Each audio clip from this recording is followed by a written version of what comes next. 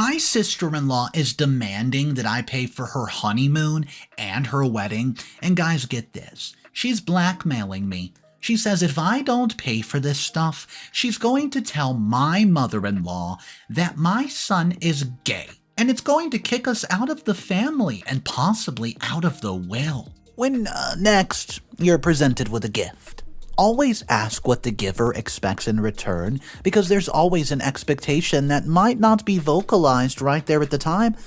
This is something that my crappy sister-in-law, has taught me. I'm an orphan who got deceived early on in life because I felt that I needed to have someone in my life who could be a shoulder just to rely on. The result of the deception is my son Raphael, and I was 18 years old at the time. The experience brought me to the realization that I did not need somebody in my life to feel complete, and I began making strides to be an independent woman. I discovered when my son was 5 years old that he acted feminine. I believed people should be allowed to express who they were, so I did not try to change him. I just watched him from a distance and he grew up to be gay.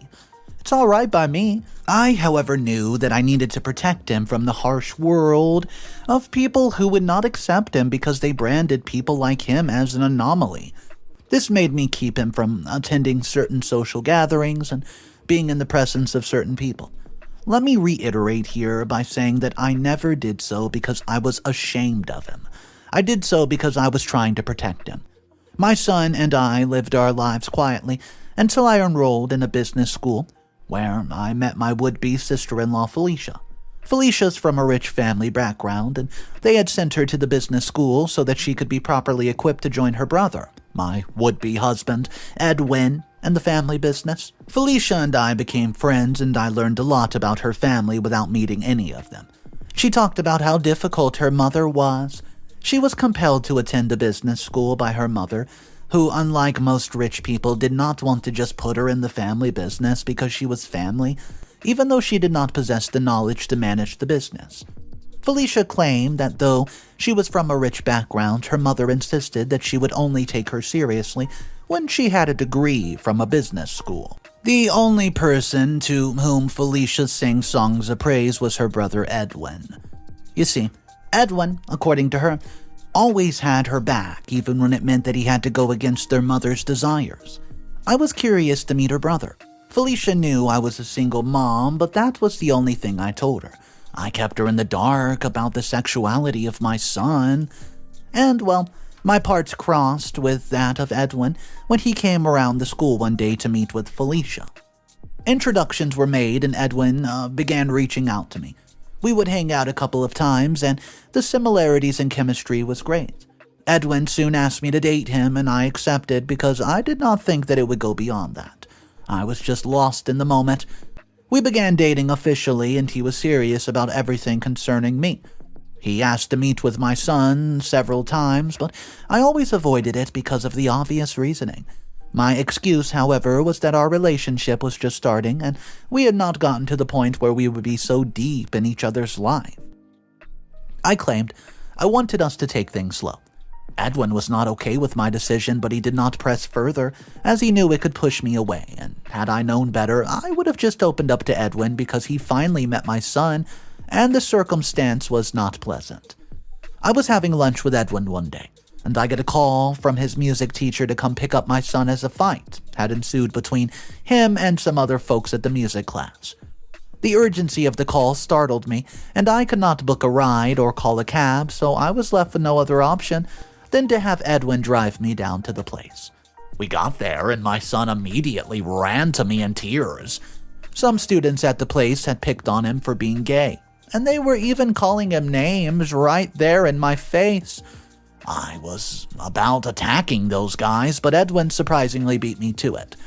Edwin stood up for me and my son like he was his father. He spoke up for us and told those guys that they were to be ashamed for hating on somebody because of who he was. His words ended with a note of warning to those guys who were already shaking. The music teacher apologized to me and noted that the matter would not occur again.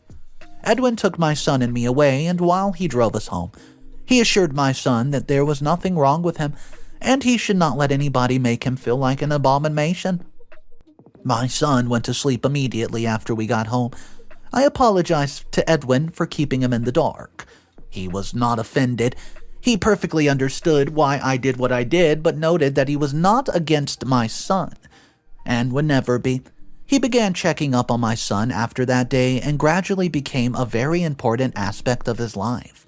He finally proposed to me, and though he had proved his love to me and I could not deny the fact that I loved him to pieces, I turned down his request because of his mother. I knew from their stories that his sister had told me that she would raise an eyebrow that her son got married to a lady who was a single mother, and much worse, a single mother to a gay son. I did not hear from Edwin for days, and I knew that he was hurt at my rejection. I was finally visited by Felicia, who told me she was aware of my son's sexuality and assured me that she was not against him in any way. She's noting that her brother had not been himself ever since I turned him down, and she tried persuading me to reconsider his proposal. I confessed to her that I truly loved her brother, but even though both of them accepted my son and me, it's clear that her mother and entire family would not agree. Yes, Edwin had said he did not care what his family thought, but I knew he could be estranged from his family for standing by me, and I didn't want to be responsible for that. Felicia admitted that her mother would kick against the marriage if she knew that her son was gay, but she said her mother did not need to find out. Felicia's suggestion and promise of silence on the matter was a relief because I'd been miserable ever since Edwin went incognito. I expressed my gratitude to Felicia and immediately visited her brother. I told him I was willing to get married to him, but pleaded that we kept the sexuality of my son from the rest of the family. He accepted, and the next part was where I would meet with his mother for the very first time in my life. The meeting between me and Edwin's mother was a session of scrutiny, and it only got tougher the moment I mentioned that I was a single mom. She was not comfortable with the fact that I was an orphan who did not have any living siblings, which she could equally scrutinize to properly ascertain my background. She went on to go as far as asking if I had any criminal record, and though the question seemed embarrassing, I was glad I did not have any. Edwin's mother finally asked about my son, and why he was not present since he was the only family I had, and I made up an excuse about him attending his music class. The idea was to keep him out of their sight as much as possible before the marriage. My would-be mother-in-law, however, decided that no marriage would take place until she had a meeting with the son. She said that she would not let somebody she had not vetted come into the family and ruin the image that they've worked so hard to protect. We had to organize a meeting between my would-be mother-in-law and my son, but I ensured my son took off anything suggestive of his appearance and his nature. Edwin's mother engaged him in a series of conversations to see if there was by chance any reason why the marriage would not take place. The meeting went well, but she questioned if my son was all right because of the way that he gestured while they spoke. Edwin waved it aside as nothing, and that was how he got approval of her mom. The wedding took place 3 months later, and I became a married woman with a 13-year-old son and a husband who loved us both. Felicia had a suitor barely a year after I had married her brother. I was happy for her, because she was always having bad luck when it came to men. Her fiancé was not as wealthy as her family was, but she did not mind as she was in love. She brought her fiancé home and her mother approved of the relationship, but soon got irritated when Felicia asked that the family responded to the wedding. Her mother said it was the job of the man to take care of the wedding, and if he could not, then what was the guarantee that he was going to be able to take care of their daughter? Felicia's mom noted that a dime of the family money would not go into the wedding if Felicia's fiancé could not meet up. Then he was to back out. She claimed that sponsoring the wedding from the family finances would create a platform for Felicia's fiancé to be lazy about after marriage and just expect the family to feed him simply because he's married to their daughter. I don't think my mother-in-law's decision was right. There's absolutely nothing wrong with family helping each other out. There was enough money in the family to sponsor the wedding and set up the fiancé for life, so what's the big deal? I was not going to sit back and watch Felicia get stranded when it was her turn to get married, not after everything she had done to ensure I got married. I spoke with my husband and suggested that he stepped in to discreetly give Felicia an amount of money to support her fiancé. My husband was in support, and why wouldn't he be? It was only his sister, after all. We invited Felicia and her fiancé over to our house and gave them a fat envelope. The money which my husband and I gave to them was enough to cover the cost of the wedding. They thanked us, and we, expected to receive an invitation to the wedding soon. We received an invitation from Felicia, quite all right, but it was not a wedding invitation. It was an invitation to their engagement party. My husband and I felt it was not wise for people who had little or no money to take care of their wedding expenses on their own. Having an engagement party was foolish. I did not have an engagement party, and this is not because my husband was not capable of throwing me one. We both decided it just wasn't necessary, and our decision saved us a bunch of cash. All the same, we let Felicia and her fiancé do what they felt was right, as it was their life to live. We attended the engagement party, and it was a lavish one. We wondered which bank Felicia and her fiancé robbed overnight to throw the kind of party that they did. We were happy for them because we felt fortune had somehow smiled upon them. Felicia announced the date of her wedding at the engagement party, and we were all looking forward to it. She, however, showed up at my house 3 days later to give my husband and me the absolute shock of our lives. Felicia asked my husband and me for financial support to help plan the wedding. So if her wedding was not yet planned, why did she go ahead to announce its date on the day of her engagement party? My husband asked about one that he had given to her to cover the wedding, and she said it was that they used it to organize the engagement party. My husband and I were angry and disappointed at the decision which Felicia had made. It showed she and her husband were not meant for each other because neither of them could advise themselves. My husband asked why they had not gone for a moderately planned engagement party if they felt it was so important, and use what was going to be left of the money to organize their wedding, but Felicia said she could not have an engagement party that was not meant for her class. Her stupid answer irritated my husband, who immediately noted that he had no more money to give Felicia and her fiancé.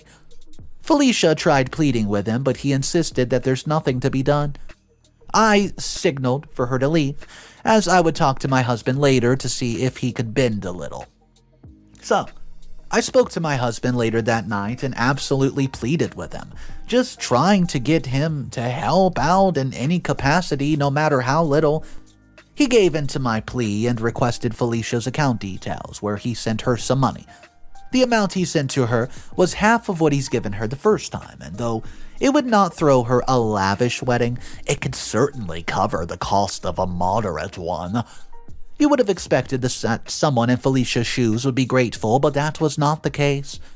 Felicia showed up at the house the next day, and my husband was not around, and her tone, rather than being grateful, was demanding. She said the money which my husband had given to her was not enough to throw any kind of fairy tale wedding, which she wanted, and she needed more. What position did she think she was in to make these demands? I was immediately disgusted and told her she was supposed to be grateful her brother had given her money after she wasted the first amount on an engagement party which wasn't even necessary. My response triggered Felicia's anger, and she started attacking me verbally. This was the first time Felicia and I would be having a fight, and I immediately asked her to leave my home before I did something I might regret. Felicia stood up to leave and said that she had helped me get settled in her family, but I was now fighting against her getting her own home. She promised to make sure I was kicked out of the family if I did not get some more money from my husband, and her strategy was to come open about my son's true sexuality. I was hit hard by the statement as she made her way out of the house. The person who had assured me that nobody would ever find out about my son's sexuality was now using it to blackmail me? Well, my marriage was barely a year, and I could not risk getting into a squabble with my in-laws, so I decided to talk to my husband about giving his sister more money. Edwin was surprised at my request. He noted that I was being overly insensitive to the financial stress I wanted to put him through. He asked why I was intent on getting more money for my sister after he had given her money twice. There's no way I could lie, so I told him about how his sister wanted more money, to have a fairy tale wedding, and Edwin noted that I was a fool. As foolish as his sister, who squandered money that could be used for a fairy tale wedding on an engagement party.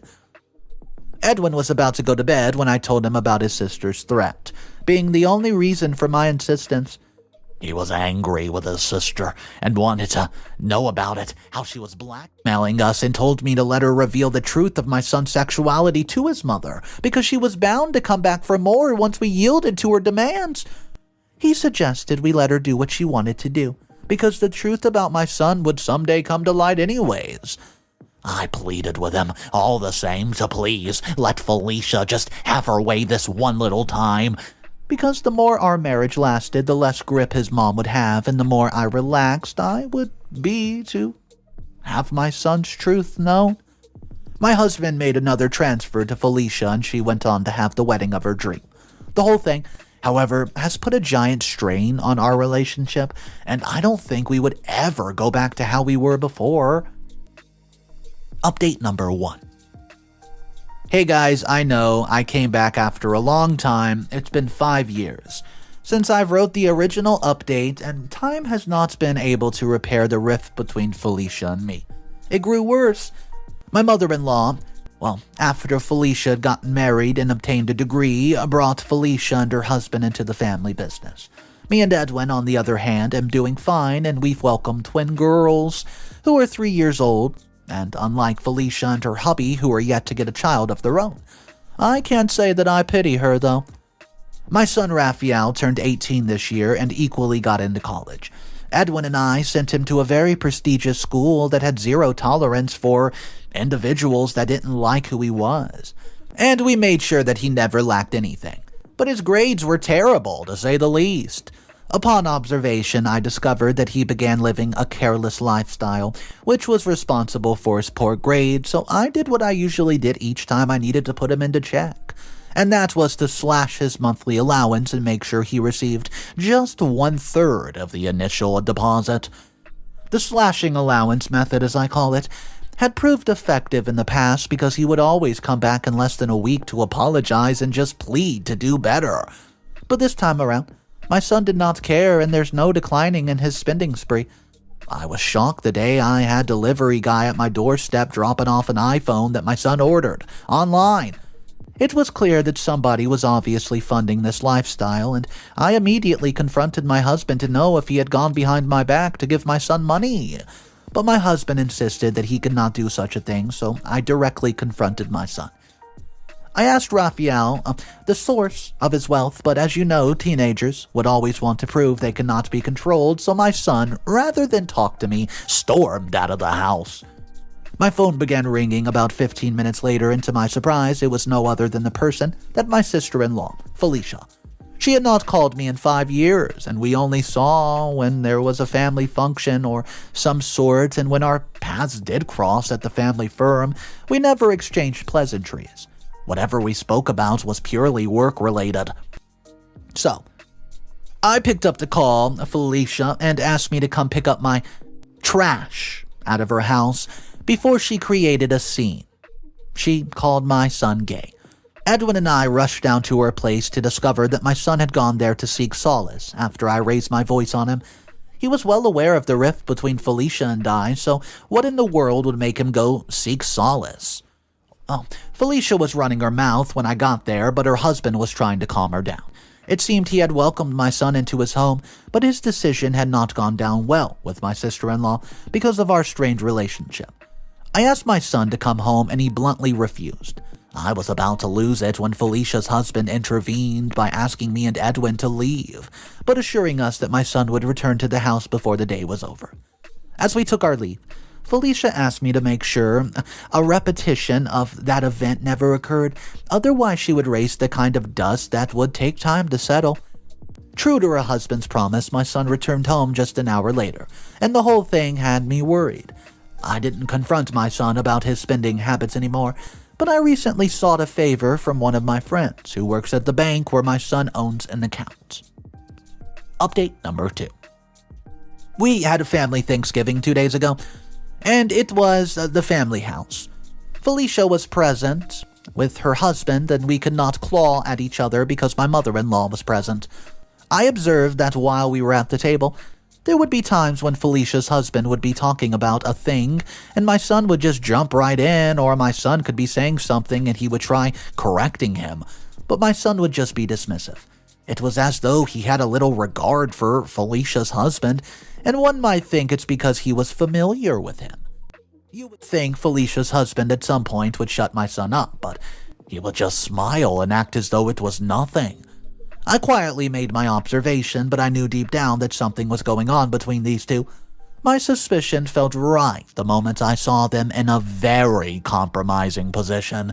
It was not like they were making out, but the closeness was so uncomfortable. I did not approach them, but told my husband about my observations that night. Edwin dismissed it and said that I was seeing things that simply were not there. He said his sister's husband could not be gay as he married, his sister. Who should have noticed it in the 5 years that they've been together? I did not push the subject further, but I was hopeful about the truth coming to light in the distant time. My banker friend, who I asked for a favor, came back to me with an update. I'd asked him to get my son's statement of accounting for the last year, as it would show every transaction that's taken place. I went through it, and to my surprise, only 3 people have sent money to my son in the past year. It was me, Edwin, and Felicia's husband. More shocking was the fact that Felicia's husband had been the one sending him money ever since we cut his allowance short, and the amount was huge. I showed Edwin the document when he got home yesterday, and I wanted to confront my son, but he asked me to be patient. He noted that we could use the discovery to get to the root of the matter. Update number 3.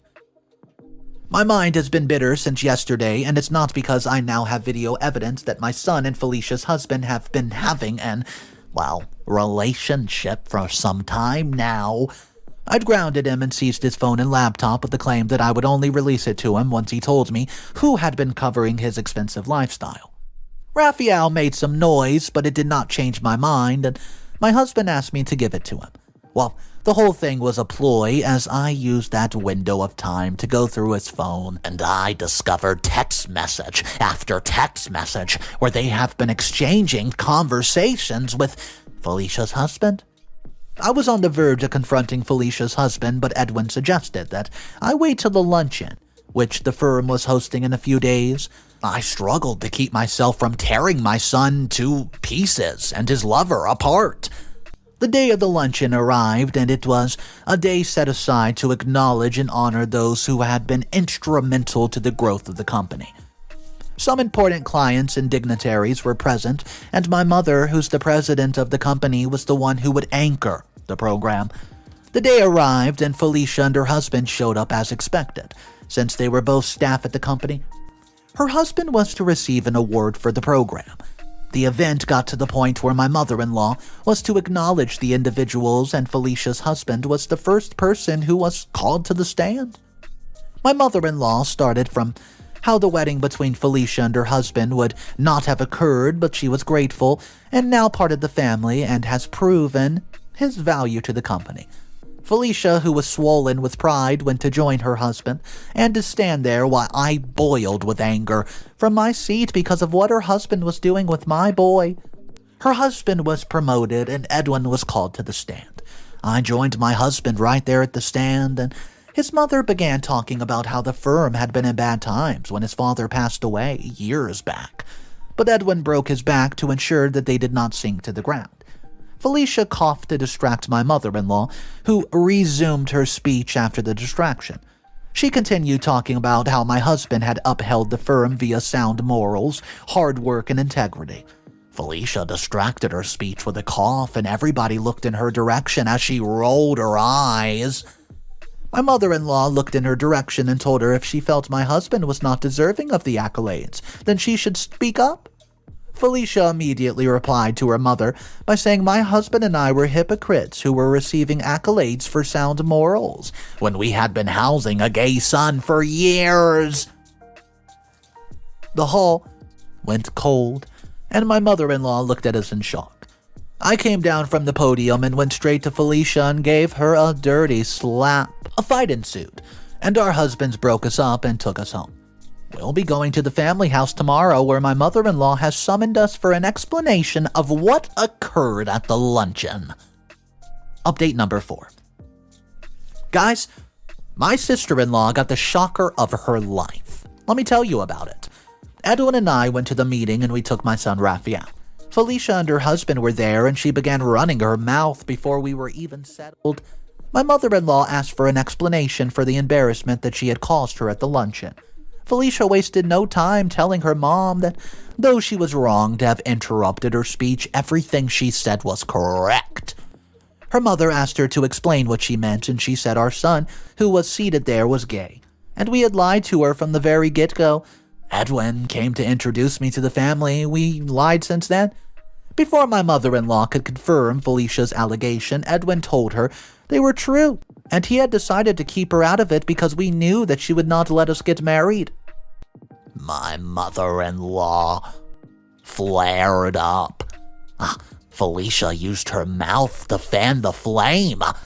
I spoke up and told my mother-in-law and everyone present that, we have done wrong in concealing my son's sexuality from her.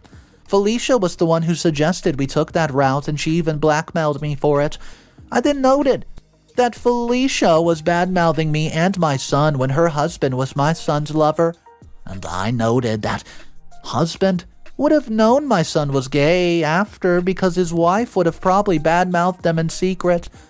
The moment I said that, Felicia's husband and my son turned white as a ghost. They were surprised. Felicia looked confused, and I immediately provided the proof of their relationship. Felicia asked her husband if the allegations were possibly true, and he bowed his head in shame.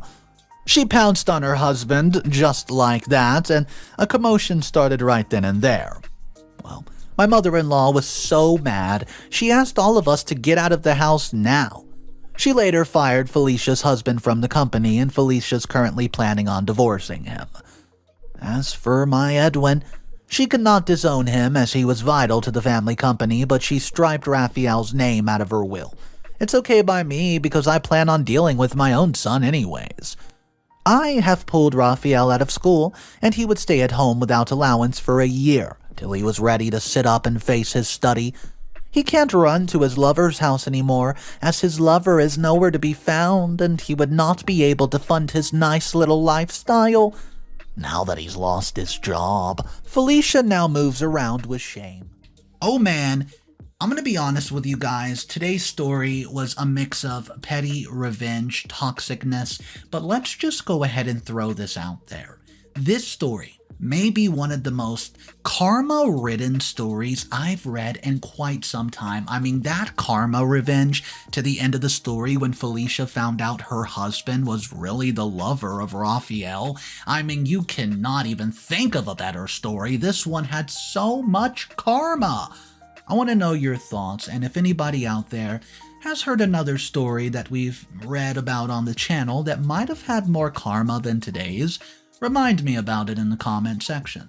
As for Raphael and OP, towards the end of the story, we figure out that Raphael can no longer see his lover, who was the one giving him all this money, and it looked like he was doing better in school, and OP is just happy that everything kinda worked out, and now everyone just knows the truth. So it is a breath of fresh air for OP at the end of the day, but guys, I do want to know your thoughts. So if you want to drop a comment down below, that would be cool. I'll talk to you guys in the comment section, and just remember, it's cool to be kind. I'll see you later.